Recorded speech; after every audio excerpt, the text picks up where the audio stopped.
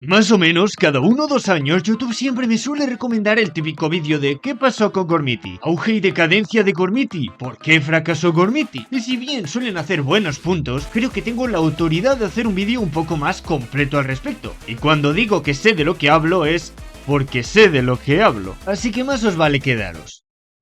Y para los que hayan clicado sin querer o simplemente sean suscriptores habituales, Gormiti, los invencibles señores de la naturaleza, es una línea de juguetes italiana de la empresa Giochi preziosi. basada en una colección de figuras de acción de tamaño pequeño y no articuladas, o sea que no se mueven. Todas estas se vendían en un sobre junto a una carta con arte y descripción del personaje. Importante es que a diferencia de otras figuras, el interior del sobre no se podía ver, por lo que tenía ese elemento gacha que genera tanta adicción. Por supuesto que luego sacarían un chingo de otras figuras, otros juguetes, productos promocionales e incluso series de animación. Pero ¿por qué estas figuras y no otras de todas las que habían durante esos años? Pues no puedo hablar de la experiencia del resto de Europa o ni siquiera sé si llegaron a LATAM, pero lo que sí sé es que aunque se creó en el 2005, las figuras no llegaron a España hasta 2017, justo cuando tendría mis 4 o 5 años. Pero aunque dicen que es justo a esa edad cuando se desarrollan los recuerdos, yo ya era un tipo bien despierto, así que recuerdo perfectamente como una mañana me desperté a las 8 como de costumbre y vi un anuncio en la televisión, uno de los primeros anuncios. Resulta que por pura casualidad, el Gormiti que salía en el anuncio era el llamado Florus el Venenoso, y a mí que era un niño exageradamente nerge que veía documentales en vez de los niños lobotomizados de ahora que ven Peppa Pig y Skibidi Toilet, me gustó muchísimo, así que le pedí 1 euro a mi mamá y fui a comprar un sobre al estanco de la esquina, y como si fuese cosa del destino, me tocó justo a Florus. Ese momento no lo sabía, pero ahí me condené a gastar mucho dinero. Para que veáis cómo fue el fenómeno, esa misma mañana llevé el Gormiti a clase, y la profesora me dejó introducir la colección como dije en el anterior vídeo. No tardó siquiera una semana en expandirse a no solo casi la mitad de mi colegio, sino al colegio de al lado también, y no tardó en que otros niños que conocí por el parque también tendrían. Obviamente no es como si yo hubiese empezado.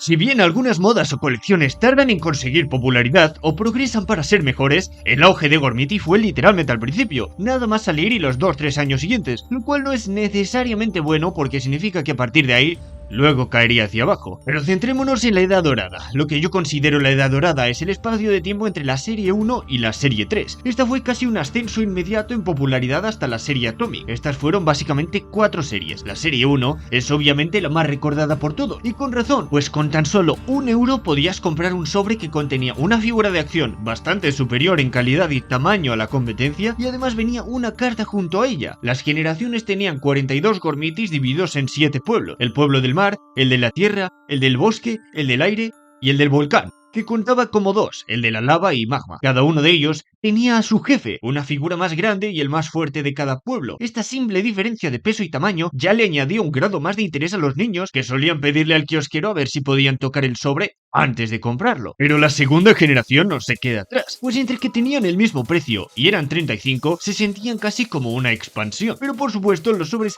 no era lo único que la franquicia tenía que ofrecer. Por supuesto, al ver el éxito de esta colección, se venderían más juguetes de distintos tipos. Por ejemplo, los jefes de cada pueblo en versión agrandada y magnéticos o con movimiento, o en este caso una morada para cada pueblo, el volcán, el bosque. Cada uno de estos vendría con un mapa plegable de la isla de Gorm, así que con no mucho dinero te podías armar un set de rol bastante respetable. Cada uno de estos sets además contendría una película de unos 8 o 10 minutos dando el lore de cada generación, y con una lista de los Gormitis de la serie. La siguiente serie sería la Atomic, que para resumir eran los mismos Gormitis de la serie 2, pero de otro color, y además les habrían subido el precio a 2 euros. Aunque con lo que os he dicho, esta serie ahora pareciese algo totalmente sin padres, una estafa casi, en realidad esta serie fue el absoluto pic de la franquicia, al menos donde yo vivía. Y es que la subida de precio estaba justificada. Cada pueblo tenía un efecto. Algunos cambiaban de color al meterlos al agua fría o caliente, otros brillaban en la oscuridad. Sí, sonará tonto, pero para la época y para ser unos niños esto era literalmente la invención de la rueda número 2. Además, aunque no todos la tuviesen, esta vino acompañada de una de las pelis promocionales con más hype. Por ejemplo, con La traición del pueblo del aire, y creo que también fue la última en español, por cierto. El fin de la Edad edad dorada llegaría con la serie 3, que a diferencia de la anterior, esta ya se notaba como una generación totalmente distinta. Pueblos nuevos habían aparecido, el de la luz y el de la oscuridad eran de nuevo 42 gormitis y 7 de ellos solo eran obtenibles comprando un producto aparte llamado el huevo mágico, que metías al agua y se deshacía. Por otra parte, los de esta serie ya variaban entre kiosco y kiosco, algunos los vendían a 2 euros, otros a 2,50 y otros hasta a 3 euros. Pero aunque pareciese que este cambio de tener más gormitis parecería solo una excusa para vender más, que también, en realidad tenía una gran implicación en el lore. Sí que creo que es hora de que hablemos del lore, o por lo menos del primer lore, el que va desde la serie 1 hasta la evolución final. Pero antes os pondré un poco en contexto, porque mucho he explicado que si el precio, que si los productos, pero realmente no he explicado qué era un Gormiti, cuál era el encanto de estos personajes en vez de, no sé, Pokémon. Pues dejadme simplemente que os lea algunos nombres. Multiplop el acosador, Devil Fénix, el señor de los cielos, Hojacero el cortacuellos, Armagedón, el señor del volcán, Suplicio el torturador, Horror profundo. Y ya que estamos, unas descripciones también. Labion, el señor del terror, terrible, espantosamente cruel, incluso las rocas se rinden ante él y tiemblan cuando pasa. Magmion, el señor del mal, jefe indiscutible del volcán, hasta las plantas se marchitan cuando escuchan su nombre, inalcanzable, siempre protegido por magia negra. Malva, el terrible, el hermano del diablo, nadie va a su lado, ni maestros ni comandantes, es el hijo del mal y lo rodea un aura de crueldad y magia negra. Pues sí, la gracia de Gormiti era literalmente ser Warhammer para niños, figuritas, lore y unas facciones bien edgys con guerreros autistas y poderosos en una isla de guerra infinita. Pero este no es el Gormiti que conoceréis todos, ¿cierto? Pues Gormiti tendría otra edad dorada tras superar cierta decadencia y hacer reboot, una que a priori no tendría nada que ver. ¿O sí? Para explicar esto es necesario que active el modo espantaviejas y empiece como hay que empezar, por el principio. Antiguamente en la isla de Gorm habitaba un pueblo pacífico en la ladera de un volcán que dormía desde hace siglos. La montaña de fuego. Los Gormiti vivían en paz bajo la guía del viejo sabio, guardián de la sabiduría y de las artes mágicas. Pero un día, el cielo se tiñó de rojo, el aire se rompió, la montaña de fuego despertó y de los ríos de lava incandescente surgieron unas criaturas de una maldad incomparable. El ejército de Magmion, el señor del mal. Estos seres quemaron, secuestraron, destruyeron y aniquilaron al pueblo de Gorm. El ejército que solo dejó cenizas azotó durante mucho tiempo los remanentes de la vida de la isla, pero con el tiempo ya no quedaba ninguna alma de la que alimentarse, retirándose así de nuevo a la montaña de fuego. De toda la próspera isla solo quedó una persona. El viejo sabio. Magmion, has reducido a cenizas este paraíso y destruido a los Gormiti. Pero las llamas de tu ejército no han destruido la esperanza. Soy el viejo sabio, padre de todos los Gormiti. Soy el único superviviente. Y durante mucho tiempo solo he llorado a mis amigos desaparecidos. De mis lágrimas he creado el ojo de la vida. Esta fuente luminosa será fuente de vida. De la unión de ella con los elementos de la naturaleza, resurgirá el antiguo pueblo de los Gormiti.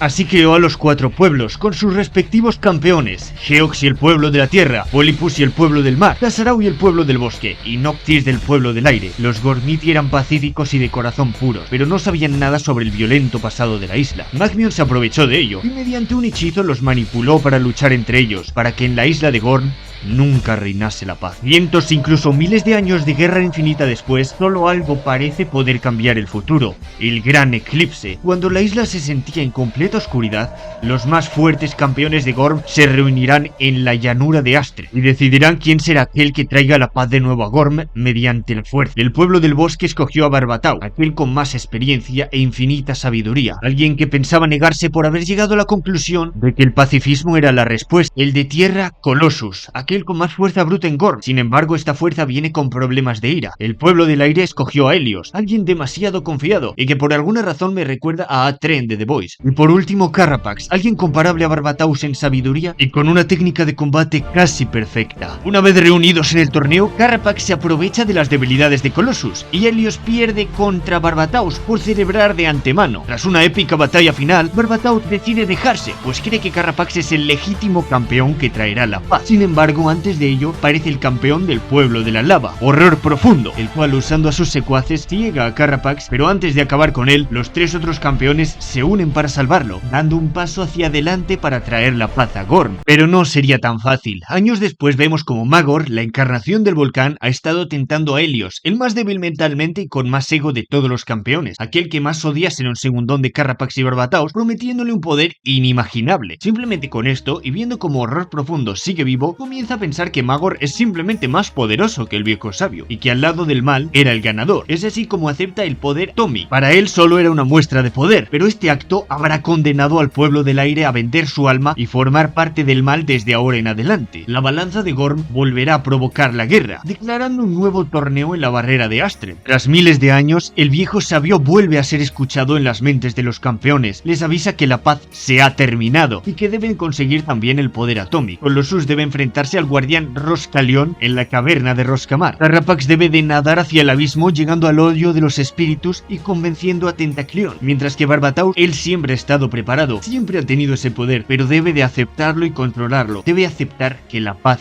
se ha acabado. A partir de ahora, las fuerzas combinadas del cielo y del volcán serán el enemigo al que hacer frente, un enemigo casi imposible de derrotar. Si el mal ataca desde los cielos, nadie en la tierra estará seguro. Desesperados y sin saber si podían ganar, los señores del bien se reúnen en el altar de la vida. Las lágrimas del viejo sabio habían traído la paz, pero ellos no pudieron mantenerla, y por ello solo pudieron llorar. Pero de su desesperación no surgió oscuridad, sino luz. El altar sintió en aquellos valientes guerreros la luz en la oscuridad. Fue así que por primera vez desde la traición del pueblo del cielo, el mismo cielo se iluminó. Desde el mismo cielo bajó Luminor, el sumo señor de la luz, junto a nuevos señores de la naturaleza, Gran Árbol, Nóbil Mantis y Thor el Antiguo. Sin embargo, toda la luz genera oscuridad, y Magor pudo traer desde el territorio del oscuro horizonte a Obscurio, el príncipe del mal, e invocó a Armagedón y a Devil Fénix. Quizá los campeones y los pueblos serían nuevos, sin embargo la guerra era la misma. Pero esta guerra no trae gritos, sino un enorme silencio. Todos los pueblos se están preparando para la primera batalla decisiva, en la garganta de la desesperación, que separa la caverna de Roscamar y el ojo de la vida, el cual es el objetivo de Magor. Mientras tanto, el viejo sabio agoniza por arrepentimiento por su deseo egoísta de traer de nuevo a sus amigos, a los Gormiti. Condenó a la isla de Gorm a una batalla infinita. Él era el encargado de traer la paz, pero solo pudo traer la guerra. Es por eso que, dado que ya no puede hacer nada, aceptará el destino de Gorm. Pero los gritos de la guerra y las explosiones de la pelea entre Obscurio y Luminor lo hacen recapacitar. Si Luminor sigue dejándose llevar por su odio hacia Obscurio, será él mismo el que destruya la isla. El viejo sabio debe parar la guerra. Tras una conversación con Luminor, este deja el odio a un lado, se libra de la oscuridad y mediante el poder de la luz aumenta su poder y el de los aliados. Pero esto no es más que una partida de ajedrez entre el viejo sabio y Magor, el cual infunde su poder arcano Mythos también en los pueblos del mal. La guerra continúa y el viejo sabio queda de nuevo en jaque, pero aunque haya caído en la desesperación, siente una llamada. Él no podía cargar con todo solo, necesitaba a sus primeros hijos, a sus amigos, a los más antiguos campeones de Gorm, así como a los guardianes de cada pueblo, forzando al mal a retirarse solo para volver incluso más fuerte. No era suficiente de juegos, el propio Magor entraría en la mente del viejo sabio solo para amenazarlo. El viejo sabio, desesperado, obliga a Luminor a llevarse el ojo de la vida al espacio para que Magor jamás pueda poseerlo. Sin embargo, la arriesgada decisión sumió a Gorm en una gran apocalipsis, pues era el ojo de la vida el que mantenía la naturaleza en la isla. El sol y la luna, compasivos del cruel estado del mundo sin el ojo de la vida, dieron compartir sus energías con los Gormiti, haciendo evolucionar sus pueblos para poder adaptarse a la nueva isla. El agua es el pueblo del hielo, el cielo el pueblo del fósil, el de la tierra es el del diamante, el del bosque es el del bosque ardiendo y el del volcán es el del metal, el de la luz el del sol y el de la oscuridad la luna. El ojo de la vida había vuelto a Gorm, sin embargo fue separado en 5 partes para los pueblos originales. Si debían juntarlos todos, debían acudir a la guerra, y con todos los campeones a su máximo poder, sería la batalla final en Gorm en millones de años, la batalla del Valle del Destino. Una batalla tan caótica que acabaría con un choque de poderes entre el bien y el mal, y crearía un vórtice dimensional. La única forma de que los Gormitis dejasen de pelear es que no quedase ningún Gormiti. El vórtice tragó absolutamente todo guerrero en Gorm, Magor incluido. Asimismo, el viejo sabio tuvo que asegurarse de que el ojo de la vida estuviese custodiado, teniendo que abandonar Gorm también, llegando así a nuestro mundo en la época de los dinosaurios y nombrando como elegidos a ciertos chicos que ya son más conocidos conocidos. Como podéis ver, la historia de los Gormiti hasta este punto es una de guerra, guerra y más guerra. Guerra autista,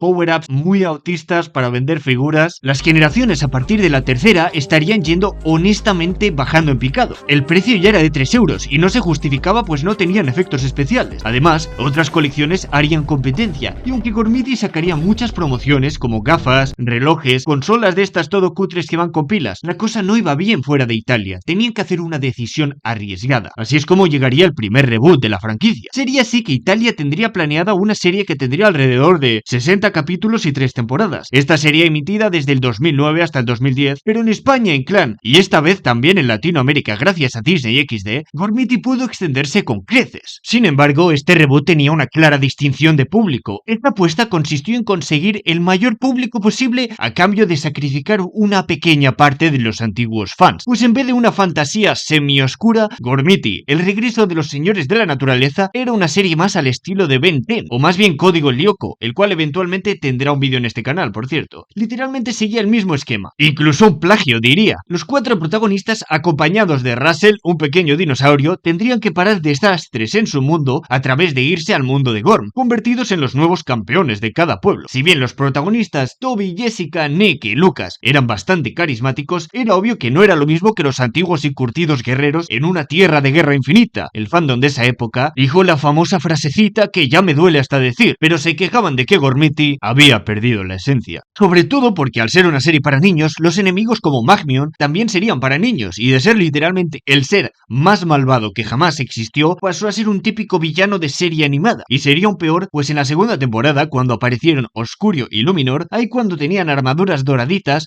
Magmion y Labio fueron básicamente reducidos a ser el Team Rocket, haciendo tiempo y generando trama hasta que Obscurio llegase. Aunque sí que recuerdo que Luminor tuvo un sacrificio bastante chad, aunque quizá me nuble la memoria. La tercera y última temporada sí era un poco más madura y tenía ciertos temas medioambientales. En esta, Magor enviaba a los Gormitis directamente a la Tierra y los protagonistas podían transformarse en señor de la naturaleza en la misma Tierra. Definitivamente su popularidad se extendió muchísimo, pero ¿cómo se tradujo esto a los productos? Os preguntaréis. Bueno, realmente la primera generación de reboot fue un increíble éxito, casi reviviendo el fenómeno de la primera generación, pues aprovecharon además la serie animada para hacer una collab con Chetos y promocionar la colección mediante tazos. Además, en sobres solo habían 24 Gormitis disponibles, algo que hacía mucho más asequible acabar la colección. Después de ello, cada colección pensaría en algo nuevo para tratar de mantenerse. La siguiente serie tendrían una especie de altar y un enchufe en el pie, con el que al conectarse tendrían ciertas frases o sonidos pregrabados, como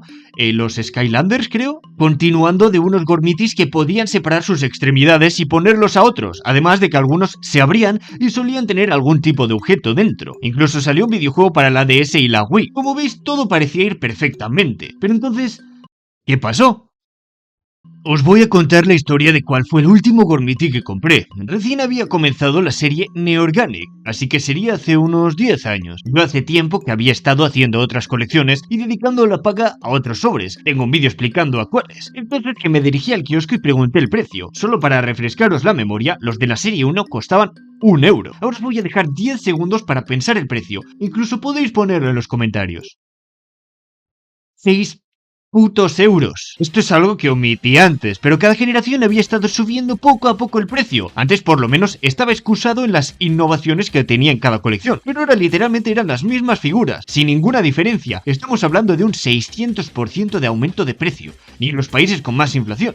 Sí, el precio era un grandísimo problema, pero no lo sería tanto si no hubiese juntado con que la serie se había acabado, que el público por el que habían apostado se habían vuelto adolescentes y que los adultos que habían rechazado con el reboot eran los que ahora tenían dinero, pero ya no estaban ahí. Asimismo, los niños de hoy en día o coleccionarían otras cosas, pues un solo Gormiti de 6 euros era en la mayoría de los casos 6 sobres de cualquier otra colección de cartas, o ya directamente no lo harían gracias a los juegos de móvil, hobbies mucho más económicos. Por mucho que nada realmente le hiciera competencia a Gormiti, los niños no son como los adultos, son mucho más influenciables. Así que si todos en el patio tienen una colección, por mucho que a ti te guste más otra cosa, esta diferencia de precio y oportunidad de socializar son suficientes para hacerte cambiar de coleccionable. A partir de aquí yo ya había perdido completamente la pista Gormiti, pero supongo que pensarían que como ya lo habían hecho antes, podrían hacerlo una tercera vez. Pero al contrario del popular dicho en esta ocasión, a la tercera no fue la vencida. Salió un par de años después de Neorganic. Esta vez su lore era un poco Shingeki, en cuanto a que esta era una línea temporal temporal en la que los acontecimientos ocurrieron de distinta manera, y todos los pueblos de Gorm, en vez de vivir conjuntamente en la naturaleza, decidieron rodearse por muros, viviendo ocultos por generaciones mientras custodiaban su parte del equivalente de esta serie al Ojo de la Vida, el corazón de Gorm. El protagonista es el futuro señor de la Tierra, y un día encuentra una grieta en su muro. No os voy a mentir, se me hace incluso interesante el argumento. Sin embargo, el enfoque que tendría este tercer reboot era captar a los jugadores de rol, por eso las murallas, para vender un chingo de fortalezas y mapas. Además, estoy seguro de que los propios Gormitis también serían más caros. La serie tampoco se emitiría por televisión, sino por internet. Finalmente llegamos a la actualidad. Con la anterior serie se dieron cuenta de que la idea original ya no daba para más. Los adultos buscaban cosas más de adultos y los niños de ahora buscaban cosas más de niños. O por lo menos eso hace notar la televisión actual, que parece hecha para literalmente cubrir el cerebro. Es por eso que decidieron no hacer un reboot como los anteriores, sino hacer un absoluto reinicio que cambiase definitivamente la forma. Cosa que mientras ando haciendo el guión aún estoy espantado. Gormiti 2018 es una serie que ya ni siquiera era solo italiana, era también española, porque creo que tienen el mismo estudio que Sendokai. Esta tira cualquier tipo de lore que tendrían antes. Ya no hay ni viejo sabio ni magor, los pueblos ni siquiera eran los mismos, y los que luchas no son Gormitis sino sus descendientes, que son como elfos fétidos y que con unos brazaletes invocan a los Gormitis como si fuesen Digimon. Los villanos son unos tipos llamados los Darkaans, y bueno, con cada temporada espanta más la cosa, porque luego en vez de Gormitis invocan mechas y cosas así muy raras. En cuanto a su recepción, en España fue cancelada de Boeing y la mandaron a Clan, que es donde echan las cosas para los bebés básicamente, pero esa vista apenas cuenta. Mientras tanto, en YouTube le va algo mejor, en Italia ha conseguido un mínimo de público infantil, pero en el tema de vender juguetes no es ni siquiera la sombra de lo que una vez fue. Las principales razones de la caída de Gormiti fueron sus formas de tratar de seguir relevante. Si lo pensáis, cada reboot, cada nueva reinvención solo era una forma artificial de alargar su vida. Se deshacían de sus antiguos fans para conseguir nuevos, pero cuando estos nuevos fans dejaban de serlo, subían el precio para que los que quedaran compensasen la diferencia pagando más. Gormiti cayó por su propio peso, por la avaricia y por tomar decisiones a corto plazo en vez de a largo plazo, aunque quizá también les estoy echando mucha culpa por el rencor que les tengo por vender Gormitis a 6 euros. Pero hay otra razón más, y es que mantener una IP así por tanto tiempo es simplemente ridículamente complicado, teniendo en cuenta de que Gormiti nunca fue tan grande para empezar, simplemente tuvo sus buenos momentos que supieron aprovechar, y ya está. Hacer un vídeo más largo de lo normal siempre suele hacerme sentir más realizado, pero me sentiría aún más realizado si dieseis like o suscribieseis, e incluso más importante, si me contáis en vuestros comentarios vuestra experiencia con Gormiti. ¿Habrá alguien viendo el vídeo con una más grande que la mía? ¿Y con una colección?